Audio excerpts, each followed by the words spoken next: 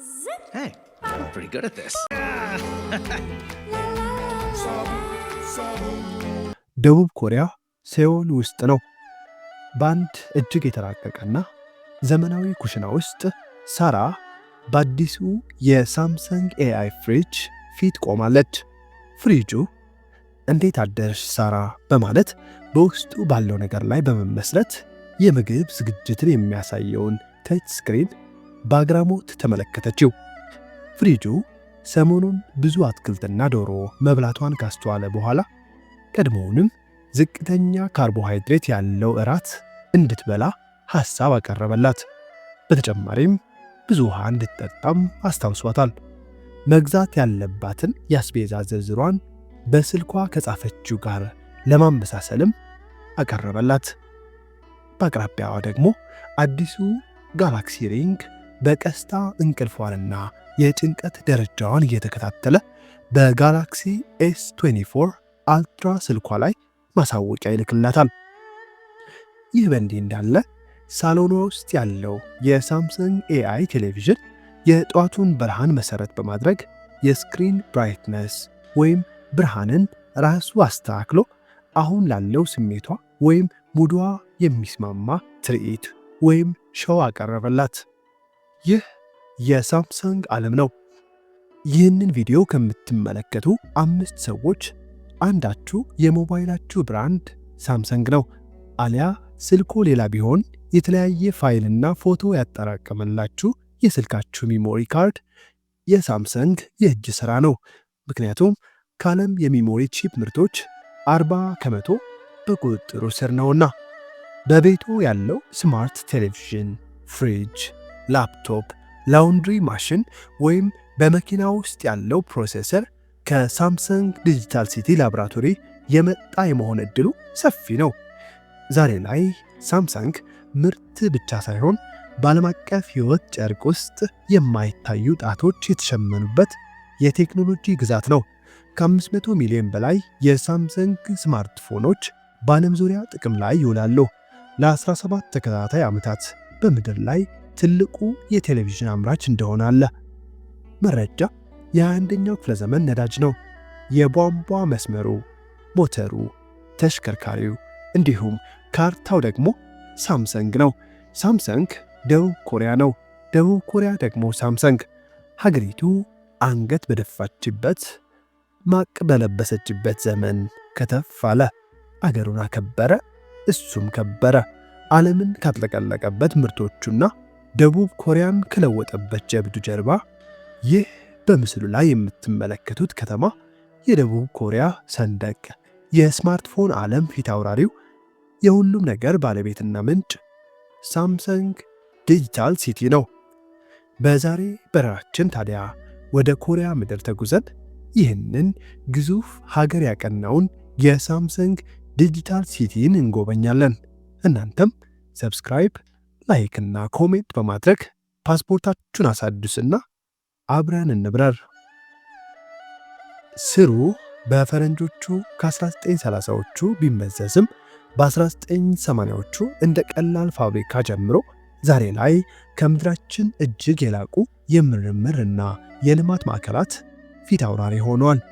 ጅማሮውን ላየ ግን ልክ እንደ ዛሬው ራሱን የቻለ ሀገር ወይም ስርወ መንግሥት ይሆናል ብሎ የጠበቀ አልነበረም።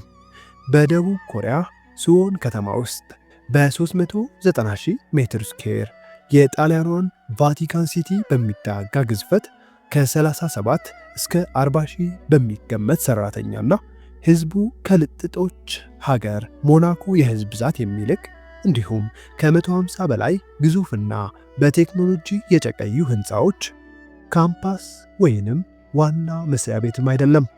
በንግድ ግድግዳዎች የተለበጠ የቴክኖሎጂ ሀገር ነው። ሳምሰንግ ዲጂታል ሲቲ በሩቅ ምስራቃዊ ባህልና ወጉ ነገ ላይ ዘምቶ ነገን ወሯል። አዎ እዚህ ነገን ጠፍጥፈው ይሰሩታል እንጂ አይጠብቁትም። ከተማዋ ውስጥ ሚስጢር በወታደራዊ ስብዕና ይጠበቃል። አንዳንድ ክፍሎችን ማንኛውንም ውስጥ አዋቂ አይረግጣቸውም። የሥራ ስነ ምግባርና ትጋት እዚህ ሥጋ ለብሰው ይንቀሳቀሳሉ። እንደ ማሽን የሚሰሩ የማይደክሙ የማያመነቱ 40,000 የሚጠጉ ኮሪያውያን ለከተማው ሕዝብም ሰራተኛም ናቸው። ወደ ኋላ ልመልሳችሁና ወቅቱ 1938 ዓ.ም ነበር። ሊ ባዩንግ ቹል የተባለ ኮሪያዊ ሳምሰንግ ሳንግሆ የተባለ ትንሽ የንግድ ድርጅት በደጉ ኮሪያ መሰረተና አሳና ኑድል በአካባቢው ግሮሰሪዎች በመሸጥ ጀምሮ ቀስ በቀስ ወደ ጨርቃጨርቅ፣ የችርቻሮ ንግድና ኢንሹራንስን ጨምሮ ወደ ተለያዩ ዘርፎች ተስፋፋ። በ1969 ሳምሰንግ ኤሌክትሮኒክ ሂል ብላክ ኤንድ ዋይት ቴሌቪዥኖችን በማምረት ሀ ብሎ ጀመረና በ1970ዎቹ የኤሌክትሮኒክስ ክፍሉን በማስፋፋት የቤት ውስጥ መገልገያዎችንና ሴሚ ኮንዳክተሮችን ወደ ማምረት ተሸጋገረ። ነገሮች መለዋወጥ የጀመሩት ግን በ1980ዎቹ መገባደጃ ነበር። በወቅቱ ጦርነትና ድህነት ተደራርበው ያደቀቋት ደቡብ ኮሪያ ሚራክል ኦን ዘ ሃን ሪቨር ብላ ለሰየመችው የኢንዱስትሪያላይዜሽን አብዮት ሳምሰንግን ዋናው አብዮተኛ አድርጋ መረጠችው። ታዲያ በ1983 ዓ.ም ሳምሰንግ የድራም ቺፖችን አመርታለሁ ሲል ብዙዎች እስኪያነቡ ሳቁበት። ምክንያቱም በወቅቱ የድራም ቺፕ ምርት ሙሉ ለሙሉ በጃፓንና አሜሪካ ብልጡግ ኩባንያዎች ቁጥጥር ስር ነበረና ብዙዎች አይጥ ከዝሆን ጋር ልትታገል ቀጠሮ ያዘች አሉ። እውነትም ከኢንቴልና ቶሺባ ካሉ ግዙፋን ጋር ትከሻ ለመለካካት ማሰቡ ለሰሚው ቢያስቅም ሳምሰንግ ግን እየቀለደ አልነበረም። ወደ ሱዎን R&D ማዕከሎቹ ካፒታል አፈሰሰና በማይታመን ሁኔታ ዓለም አቀፍ ደረጃቸውን የጠበቁ ቺፖችን ሲያመርቱ ሞኛ ይሞት እንዲያጫውት ብለው የተረቱበት ያልባቸው ጀመር። በ1990ዎቹ ሴሚ ኮንዳክተሮቹ ተፈላጊነታቸው ንሮ ኩባንያው የደቡብ ኮሪያ የኤክስፖርት ኢኮኖሚ ምሰሶ የሆነ ፖለቲከኞች፣ የቢዝነስ መሪዎች፣ ትምህርት ቤቶችም ሳምሰንግን ለኮሪያ የወደፊት ተምሳሌት አድርገው ማጣቀስ ጀመሩ። ታላቁ የመስፈንጠሪያ ነጥብ ግን በ2000ዎቹ መጀመሪያ ላይ ይጀምራል። ከፈጣን ቺፖቻቸው ጋር እንደ ወረቀት ጠፍጣፋ፣ እንደ ዕንቁ ደማቅና አብረቅራቂ ስክሪኖች የጋላክሲ ማዕበል የተጠቃሚዎችን ልብ ያለ ርኅራኄ ሰብስበው ወረሱ። የቴክኖሎጂ አፍቃሪ ሁሉ በሳምሰንግ ፍቅር ተለከፈ። በ2010 ዓ.ም የወቅቱ የቴክኖሎጂ ንጉሠ ነገሥቱ ኖኪያ በፈንቅለ መንግሥት ተደረገበት። ዙፋኑ ተገለበጠና ድህነት የወለደው የተሳቀበት ሳምሰንግ የዓለማችን ትልቁ የሞባይል ስልክ አምራች ሆኖ እነ አይፎንና ኖኪያ ከጉልበታቸው ታጥፈው እጅ ሲነሱ ሳምሰንግ ዘውዱን ደፍቶ ከቴክኖሎጂ መንበር ላይ ነገሰ። ታዲያ ንጉሱ የራሱ ግዛት ያስፈልገዋልና በሱዎን የሚገኙት R&D ላቦራቶሪ ማማዎች ስርወ መንግስት ሆኑና ሳምሰንግ ዲጂታል ሲቲ የሚባል ግዛት ተገነባ። እንኳን ወደ ሳምሰንግ ዲጂታል ሲቲ ሱዎን በደህና መጡ። በከተማይቱ በስተሰሜን የR&D ረዣዥም የምርምር ማዕከሎች አሉ። ይህ R1 ታወር የከተማይቱ መጠንሰሻ ሆኖ በ1980 የተገነባው የመጀመሪያው ላቦራቶሪ፣ R2 ታወር በ1987 የተገነባ ሌላኛው ማዕከል፣ R3 በ2001 የሳምሰንግ የሞባይል ምርት እድገት የወለደው ማዕከል፣ R4 በ2005 እንዲሁም R5 ታወር በ2013 የተገነባ እጅግ ምስጢራዊውና በጣም አስፈላጊው የምርምር ማዕከል ነው። ወደ ደቡብ የሰራተኞች መኖሪያ እንዲሁም ሳምሰንግ አንደኛ ደረጃ ትምህርት ቤትና መዋዕለ ሕፃናት ይገኛሉ። ወደ ምስራቅ ከዛፎችና መናፈሾች ባሻገር ብዙ ውጫዊ ሰዎች አይተውት የማያውቁት የደህንነት ክንፍ፣ ማዕከላዊ ክፍሉ የ24 ሰዓት ካፍቴሪያ፣ የአካል ብቃት ማዕከል፣ የማሳጅ ክፍሎችና የዮጋ ስቱዲዮዎች ይገኛሉ። በ2023 የሳምሰንግ ኤሌክትሮኒክስ ዓለም አቀፍ ገቢ $230 ቢሊዮን ማለትም የአፍሪካ ሶስተኛ ባለ ግዙፍ ኢኮኖሚ የሆነችው የአልጄሪያን ጂዲፒ የሚጠጋጋ ወይም ደግሞ የሀገራችን ኢትዮጵያ ጂዲፒ 2 እጥፍ የሚሆን ገቢ የነበረው ሲሆን የደቡብ ኮሪያን አጠቃላይ ጂዲፒ 20 ከመቶ ያህል ይይዛል።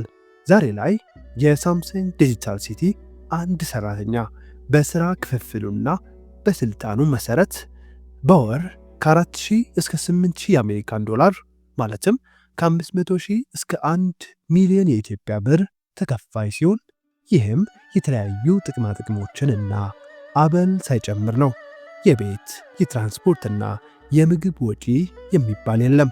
የሰራተኞች ልጆች በከተማው ውስጥ በሚገኘው ሳምሰንግ አንደኛ ደረጃ ትምህርት ቤት ወይም መዋለ ሕፃናት ያለ አንዳች ክፍያ ይማራሉ።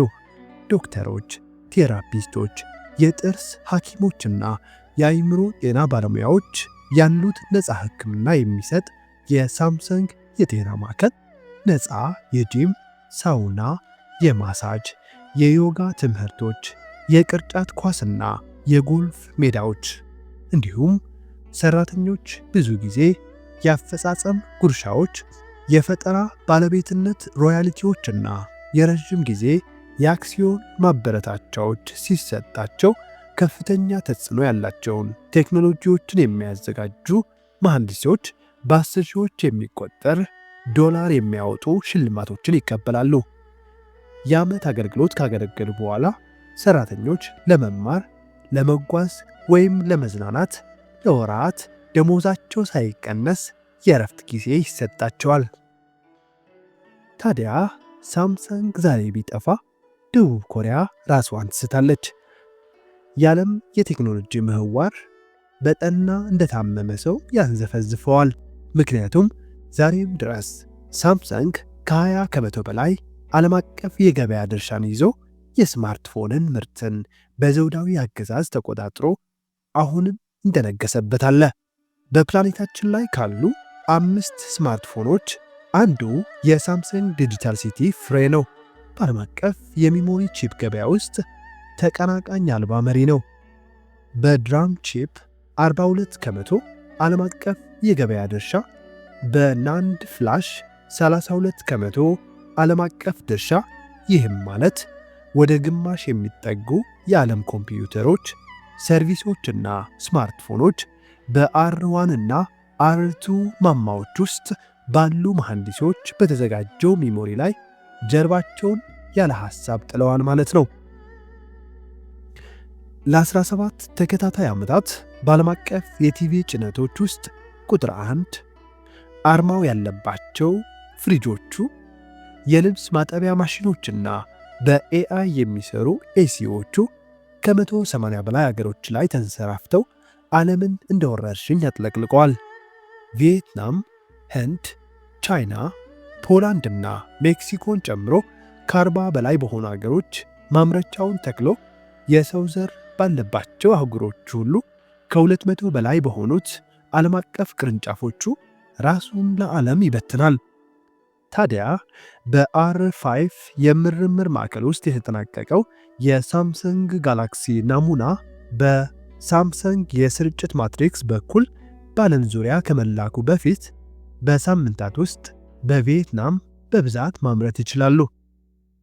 ታዲያ ወደ ከተማይቱ ስትገቡ አብረቅራቂ ህንፃዎች፣ የተማሩ ወጪና ገቢ ሰዎች፣ የተሳሉ እንጂ እውን የማይመስሉ የአትክልት ስፍራዎች የሚፈጥሩት እርጋታ ሁሉም ነገር የተረጋጋ ቢያስመስለውም ከዚህ ሰላማዊ ገጽ ጀርባ ቀን ማታ የማይል እረፍት አልባ ጦርነት እየተካሄደ ነው።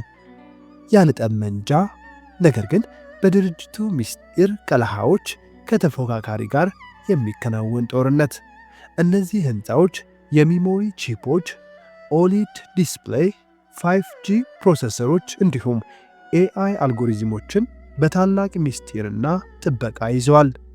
እነዚህ የተለመዱ ንድፎች ሳይሆኑ የዓለም አቀፍ ኤሌክትሮኒክስ የደም ስር ናቸውና ሳምሰንግ ደግሞ የእነዚህ ውድ ዕንቁዎች ጠባቂ ነው። ታዲያ ተፎካካሪዎቹ በተለያየ ዘዴ ይህንን ደህንነት ለመበጠስ መሞከር አንዱ ዓላማቸው ሲሆን በ2018 ዓ.ም ቾይ የሚባለው የቀድሞ የሳምሰንግ ሥራ አስፈጻሚ በቴክኖሎጂ ስለላ ታሪክ ውስጥ በጣም ደፋር ከሆኑት እንቅስቃሴዎች አንዱን ፈጽሞ ነበር። ይህ ግለሰብ በሳምሰንግ የቺፕ ክፍል ውስጥ የሚሰራ እሱ ራሱ ላብራቶሪው ነበርና ወደ ላብራቶሪዎቹ አልገባም። ይልቅስ እያንዳንዱን አቀማመጦች ብሉፕሪንቶችና ስልቶች ነበሩትና አንድ ቀን ሁሉንም ይዞ ሄደ። ልክ እንደ ሳምሰንግ የቺፕ ፋብሪካ አይነት በዢያን ቻይና ውስጥ ለመገንባት ፎክስኮን ጨምሮ ከቻይናና ታይዋን ባለሀብቶች ወደ 6.2 ቢሊዮን ዶላር የሚጠጋ ገንዘብ ሰበሰበና ሳምሰንግን ቴክኖሎጂ በመጠቀም የሚሞሪ ቺፖችን በገፍ ለማምረት ደግሶ ሳለ ሳምሰንግ በሰዓቱ ደረሰበትና ባለሀብቶቹ ካቀረቡት ገንዘብ እጃቸውን አነሱ። ስምምነቱም ፈረሰና ቾይ ወደ ፍርድ ቤት ተወሰደ። ይህ ክስተትም ለሳምሰንግ የማንቂያ ደወል ሆኖ አለፈ። የአንድ ቺፕ ዲዛይን ቢወጣ ሳምሰንግ በቢሊዮኖች የሚቆጠር ዶላር ሊያጣ ይችላልና የምንጊዜም ተቀናቃኝ ቻይና የቴክኖሎጂ ክፍተቱን ብትዘጋ የደቡብ ኮሪያ ኢኮኖሚ ከፍተኛ ጥያቄ ውስጥ ይገባል።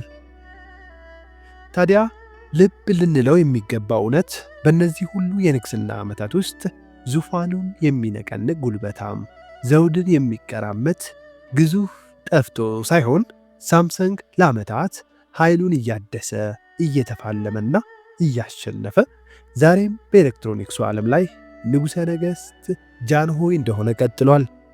ወደ 1990ዎቹ መገባደጃ ስንመለስ በጊዜው ፈርጣማው ኖኪያ የሞባይልን ዓለም አንቀጥቅጦ የሚገዛ ልክ እንደ ፋርስ ስልጣኔ ጉልበታምና ፈርጣማ ነበር።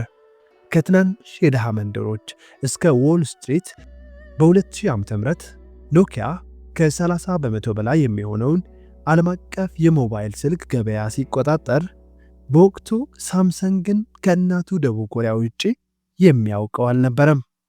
ታዲያ ለዓመታት አድፍጦ ሲሰራ ከረመና በ2004 ዓ.ም ከኖኪያና ሞቶሮላ ቀጥሎ ሶስተኛው ትልቁ የስልክ አምራች ቢሆንም ነገር ግን ግዙፉ ለውጥ የመጣው በ2007 አፕል አይፎንን ሲያስተዋውቅና አዲስ የቴክኖሎጂ ዘመን ሲጀመር ነው። ያኔ ኖኪያ በአሮጌው ሶፍትዌሩ ሲምቢያን ላይ ሲጣበቅ ሳምሰንግ አንድሮይድ ሲል ማርሽ ቀያሪ እርምጃ ወሰደና በ2010 ዓ.ም የሳምሰንግ ጋላክሲ እጅግ ውብ ፈጣንና ዘመነኛ ምርቶች ኖኪያ ላይ አንበሳ ሲያረጅ ብለው እየተረቱ የኖኪያን ምርቶች ሁሉ ያረፈደ አራዳ አድርገዋቸው ዓለም አይኑ እያየ የኖኪያ ዘመነኛ ዙፋን ሲሰነጠቅ የንግስናው ዘውዱ ካናቱ ሲንሸራተት ያኔ ሳምሰንግ ከዙፋኑ ተተክቶ የዓለም የሞባይል ንግድን ለመጀመሪያ ጊዜ ተቆጣጥሮ ዘውዱን ሲጭን ተቀናቃኙን መቋቋም ያልቻለው ኖኪያ በ2017 የሞባይል ክፍሉን ለማይክሮሶፍት ሸጦ ከፉክክሩ ራሱን አገለለ። በስተመጨረሻ ኖኪያ ከ2007 እስከ 2013 ባለው ጊዜ ውስጥ ወደ 90 ከመቶ የሚጠጋውን የሞባይል ገበያ ድርሻውን ሲያጣ የወቅቱ የኖኪያ ዋና ሥራ አስፈጻሚ የነበሩት ስቴፈን ኤሎፕ ምንም ስህተት አልሰራንም፣ ግን በተአምራዊ መንገድ ተሸነፍን ሲሉ የቀድሞ ንጉሥ መንኮታኮቱን አበሰሩ። ነገር ግን ለንጉሡ ዛሬም ነገሮች ቀላል አልሆኑም። ይልቅስ እውነተኛውና ዛሬ ድረስ እንቅልፍ አላስተኛ ያለው ተቀናቃኝ መጣ። አፕል በ2010 ዓ.ም ሳምሰንግ ማርሽ ቀያሪውን ጋላክሲ ኤስን ሲያስጀምር አፕል ግዙፍ የክስ ሰነድ ያሰናዳ ጀመር። በ2011 ሳምሰንግ የኔን የሶፍትዌርና የሃርድዌር ዲዛይን መላ የስልኬን ቀመር ሰርቆኛል ሲል አፕል ሳምሰንግን ሲወነጅል እነ አሜሪካና ደቡብ ኮሪያ ከተጋጠሙበት ከብዙ የፍርድ ቤት ቆይታዎች በኋላ በ2012 ዓ.ም በአሜሪካ የዳኞች ውሳኔ አፕል ሙግቱን አሸንፎ ሳምሰንግ $1 ቢሊዮን ሲቀጣ ከብዙ ይግባኝ ጥያቄ በኋላ እስከ 2018 ድረስ $539 ሚሊዮን በላይ ቢከፍልም በ2012 እና በ2015 መካከል የጋላክሲ S3፣ S4 እንዲሁም S5 ዓለም አቀፍ ቀልብ ስበው ነበርና አፕል ክሱን እንጂ ገበያውን ሊያሸንፈው ሳይችል ዛሬ ላይ አፕል የሳምሰንግ ኦኤልኢዲ ዲስፕሌዮችን እየገዛ ሳምሰንግም የአፕል አቅራቢ በመሆን በቢሊዮኖች የሚቆጠር ዶላር ያገኛል። ሦስተኛው ተቀናቃኝ ደግሞ በመጣበት ፍጥነት ዓለምን ተቆጣጥሮ የነበረው የቻይናው ድራገን የሁዋዌ ሞባይል ነበር። በ2017 የሁዋዌ ስልኮች ርካሽና ፈጣን ሆነው በአውሮፓ በኤዥያና በአፍሪካ መቼ መጡ ሳይባሉ መላ ዓለምን አጥለቀለቁና እጅግ በሚያስደነግጥ ሁኔታ በ2020 ሁዋዌ ቻምፒዮኑን ሳምሰንግ ዘርሮ የዓለማችን ቁጥር 1 የስማርትፎን አምራች ሆነ።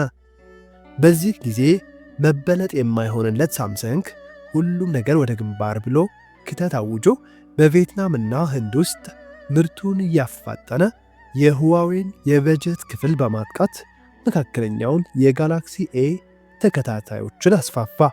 በ5G በሚታጠፉ ስልኮችና በላቁ ቺፕሴቶች ላይ ቢሊዮኖችን ሲያፈስ ለተቀናቃኙ ሁዋዌና ለቻይና መርዶ፣ ለሳምሰንግ ግን ትልቅ የምስራች ከወደ አሜሪካ ተሰማ። እሱም አሜሪካ በቻይና እልህ ሁዋዌ ላይ ማዕቀብ መጣሏ ሲሆን ሁዋዌ ወደ ጉግል አገልግሎቶች የቲኤስኤምሲ ቺፕ ማምረቻና ብዙ ዓለም አቀፍ አቅራቢዎች እንዳይደርስ ሲታገድ ሳምሰንግ የተቀማውን ዙፋን አስመልሶ ዳግም ተደላድሎ ነገሰ። ዛሬ ላይ ሳምሰንግ ከስልክ እስከ ላፕቶፕ፣ ከላውንድሪ ማሽን እስከ ፍሪጆች እንዲሁም ሁሉንም ሊባል የሚችል የቤት ዕቃዎች ያመርታል። ዘውድንም ሳያስደፍር ዘልቋል። ውድ የማራኪ ቤተሰብ የዛሬው የሳምሰንግ ዲጂታል ሲቲ ቅኝታችን በዚህ አብቅቷል። እዚህ ድረስ መጥታችሁ ሰብስክራይብ፣ ላይክ እና ኮሜንት ሳታደርጉ እንዳትሄዱ እያልኩ በዚሁ ልሰናበታችሁ።